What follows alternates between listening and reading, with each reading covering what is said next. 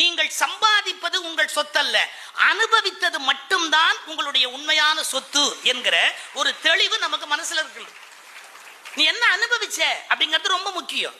சில பேர் சேமிச்சதை திருப்பி திருப்பி பார்த்துக்கிட்டே இருப்பான். பார்த்தீங்களா, தான் வந்து படாத பாடுபட்டு சேர்த்தது எல்லாத்தையும் ஒரு தங்க கல்லா மாத்தி வீட்டு தோட்டத்தில் புதைச்சு வச்சுட்டான். டெய்லி எடுத்து எடுத்து பார்ப்பான். தோண்டி எடுத்து அப்படி பக்கத்து வீட்டுக்காரன் பார்த்துட்டான்.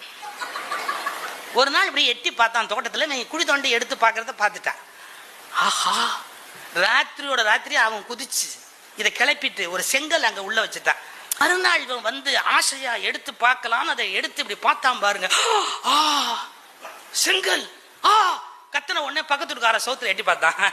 அண்ணே என்ன எப்பா தங்க இருந்தது காணும்பா, செங்கல்லா இருக்குன்னா ஒரு பதில் சொன்னான் பாருங்க பக்கத்து வீட்டுக்கார. தினம் எடுத்து எடுத்து பார்க்கறதுக்கு அது என்னவா இருந்தா என்ன?